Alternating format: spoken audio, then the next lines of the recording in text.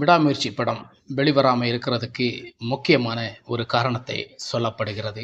அந்த முக்கியமான காரணம் என்ன? இந்த விடாமுயற்சி படம் எதற்காக இந்த பொங்கலுக்கு ரிலீஸ் ஆகல அப்படின்னு சில தகவல்கள் இப்போது அடிபடுகிறது. இந்த தகவல்கள் ஏன் இந்த விடாமுயற்சி படத்துக்கு இப்படி ஒரு தண்டனை கிடைக்கணும்னு தான் நமக்கு பார்க்குறோம். ஆனால் இதை பற்றி நம்ம இந்த வீடியோவில் தெளிவாக பேச போகிறோம். வாங்க இந்த வீடியோவை போய் பார்ப்போம். அதுக்கு முன்னாடி நம்ம சேனலுக்கு சப்ஸ்கிரைப் பண்ணாதவங்க மறக்காமல் சப்ஸ்கிரைப், லைக் பண்ணுங்கள், ஷேர் பண்ணுங்கள்.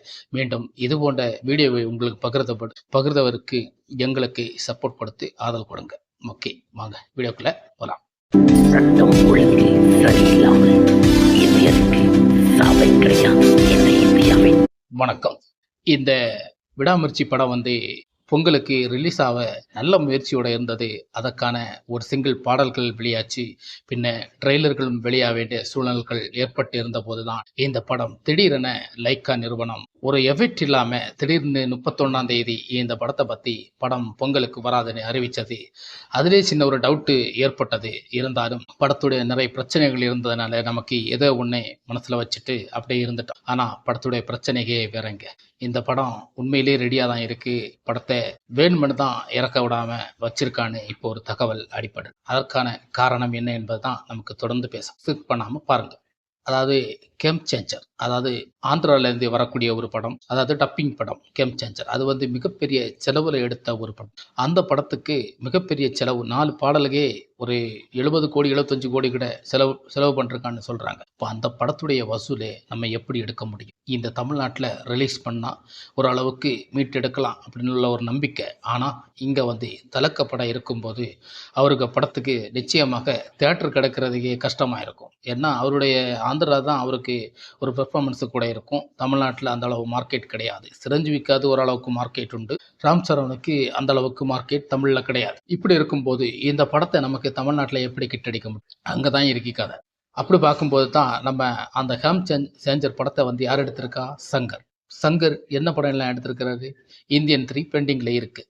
அதுவும் கொஞ்சம் சீன்கள் எல்லாம் எடுக்கணும் அப்படின்னு சொல்லி பெண்டிங்கில் வச்சுருக்கேன். இந்தியன் 3 எடுக்காம இந்த மாதிரி சில படத்தை எடுக்கிறேன்னா அவருக்கு முக்கியமான ஒரு வெற்றி தேவை. அதனால இந்தியன் 3 பெண்டிங்கில் வச்சுட்டு இந்த கேம் சேஞ்சர் ரிலீஸ் ஆகும். இந்த கேம் சேஞ்சர் ரிலீஸ் ஆகணும்னா மிகப்பெரிய ஒரு வசூல் அடித்தாதான் இன்னும் சங்கர் நம்ம ஃபீல்டில் ஒரு ஃபேமஸாக இருப்பார். சங்கருக்கு எனக்கு ரொம்ப மரியாதை உண்டு. ஆனால் சங்கர் இவ்வளோ ஒரு விஷயத்தில் செயல்படுவான்னு நான் எதிர்பார்க்கவே இல்லை. ஏன்னா இந்தியன் 2 கொஞ்சம் ஃபெயிலியர் ஆனோடனே எனக்கு மிகப்பெரிய ஒரு வருத்தத்தை கொடுத்தது. இந்தியன் 2 எனக்கெல்லாம் ரொம்ப பிடிச்சிருந்தது. ஆனால் படம் ஃபெயிலியர் ஆகிடுச்சு. அதனால ஒரு மிகப்பெரிய ஒரு வருத்தம் இருந்துச்சு. ஆனால் சங்கர் பேரில் ஒரு மரியாதை இருந்துச்சு. அந்த மரியாதை இப்போ கொஞ்சமாக குறைஞ்சிருக்கு. காரணம், இந்த படத்தை நம்ம தமிழ்நாட்டில் ரிலீஸ் பண்ணணும். இதுக்கு நிறைய தியேட்டர் கிடைக்கணும். அதுக்கு நம்ம விடாமுயற்சி படம் வரக்கூடாது. இதற்கு தூண்டில் போட்டது லைக்கா நிறுவனத்தை.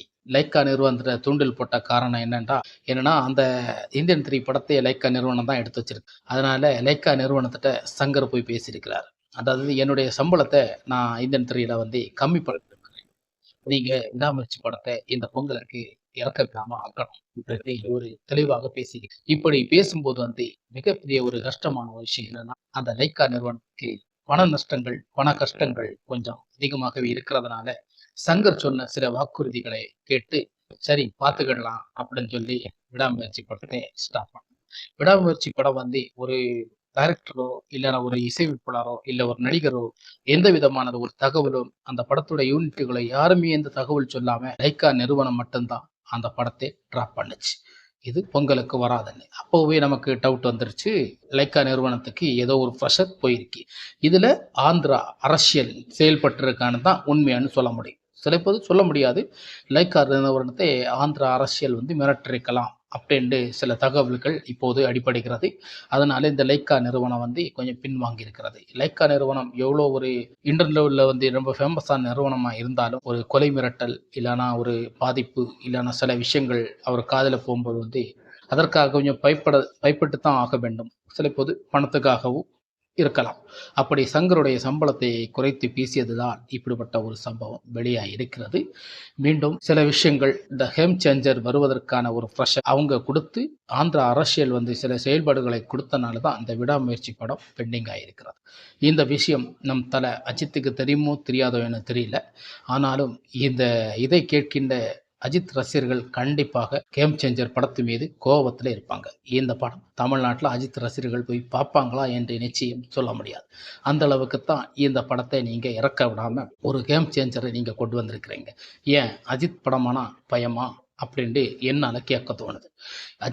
அஜித் படம் வந்தாலே யார் படம் வந்தாலுமே பயப்பட மாட்டார். நம்ம தலைவர் ரஜினி கூட அஜித் படம் மோதியது உண்டு. ஏன்னா அதற்காக மோதல் மோதலை. ஆனால் எப்படி வந்தாலும் நம்ம படத்தை பிடிச்சா ஓடும், படம் நல்லா இருந்தால் ஓடும் அப்படின்னு உள்ள நம்பிக்கையில் தான் அஜித் படம் இருக்கும். படம் நல்லா இல்லைன்னா ஓடாது, அவ்வளோதான். அப்படி இருக்கும்போது தான் இந்த படம் வந்தது.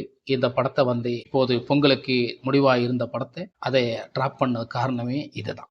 இந்த காரணத்தை உங்கள்கிட்ட சொல்லணும்னு நினச்சேன். இந்த காரணத்தை பற்றி நீங்கள் என்ன நினைக்கிறேன்னு தெரியல, ஆனால் கமெண்டில் சொல்ல. ஆனால் இந்த காரணத்தை கேட்கின்ற அஜித் ரசிகர்கள் ஒவ்வொருவரும் கொந்தளிப்புன்னு தெரியுது. ஆனால் தயவு செய்து கொந்தளிக்க வேண்டாம். இது ஒரு விட்டு கொடுக்கும் மனப்பான்மை எடுத்துக்கொண்டு நமக்கு ஒதுங்கலாம். அஜித்துடைய கேரக்டரும் இதுவாக தான் இருக்கும். ஒருத்தர் வாழ்ந்தால் நமக்கும் வாழலாம் என்ற ஒரு எண்ணம் அஜித்குமாருக்கு நிச்சயமாக இருக்கும். அதுதான் தானும் வாழணும் தனக்கும் வாழணும், அதாவது என்னை வாழ விடு அப்படின்னு உள்ள ஒரு பழமொழியை அவர் வச்சிருக்கிறாரு. அதனால் அஜித் ரசிகர்கள் தயவு செய்து இதை பெரிய ஒரு காண்டமாக்காண்டாம். இது ஒரு முக்கியமான ஒரு சம்பவம் தான். ஆனால் சங்கர் இப்படி செய்வான்னு யாரும் எதிர்பார்க்கலை.